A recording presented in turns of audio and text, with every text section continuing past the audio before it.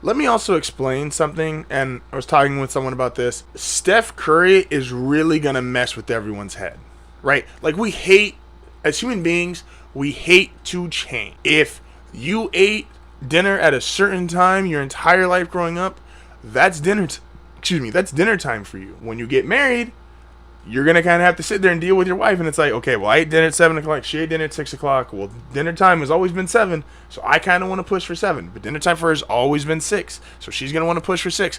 And you have this struggle. It's like, okay, what is dinner time? Steph Curry is going to redefine who is the greatest player of all time. He is. He is literally going to play so well that he is going to challenge. Everyone thinks LeBron has challenged Mike, and people won't get over the fact Mike's not the greatest player anymore.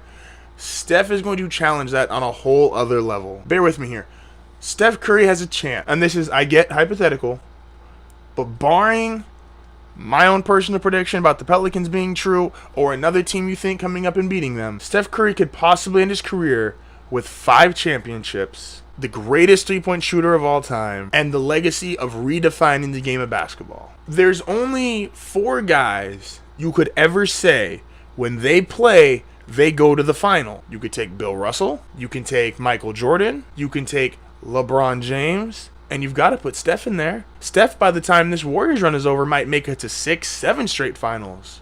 Difference is, he could have 5 or 6 rings compared to LeBron going to 7 straight and possibly 8 or 9 straight and only having 3 rings. You're going to tell me that the greatest player of all time can't be a dude with 5 rings, undisputably one of the greatest to ever do something on the basketball court, that is shoot threes. Steph Curry has that, and he has the legacy of redefining the game. Oh, let me tell you who that player is. That player was Magic Johnson, who before Michael Jordan got a lot more credit for being the greatest player of all time above Larry Bird and before Mike took it from him. Because Magic is undisputedly, or in most people's eyes, considered the greatest passer we've ever seen. He's a 5-time champion, and he is considered one of the guys responsible for changing the game. Steph Curry, as a 5-time champion, the greatest three-point shooter of all time, and a guy responsible for changing the way the game is played, he's going to have to be in your top 3 or 5 players of all time. And if he's not, how can you put a guy like LeBron in your top 3 when he's going to have more rings than LeBron? He's going to have just as many, if maybe 1 or 2 less finals appearances than LeBron. LeBron is not considered the greatest at any one individual trait, although he might be the 2nd or 3rd greatest at every trait, and does not have the worldwide influence on the game and even influence in the States that Steph Curry's had. Like, Michael Jordan made everybody want to dunk, and Magic Johnson has the great quote, Michael Jordan made you want to fly. Steph Curry makes you want to shoot. There is kids now that instead of sitting there and looking stupid and trying to dunk for 30 minutes when they know they can't, there is now kids trying to shoot threes for 30 minutes even if they can't. Difference is, you shoot enough threes, you get better at shooting threes.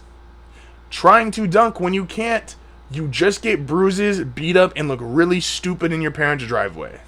Don't forget, if you liked anything that you heard or anything that you saw, please like, subscribe, go follow me, Facebook, Twitter, Instagram, HardFoulPodcast, on the podcast app on iTunes, Snapchat, JKid9080.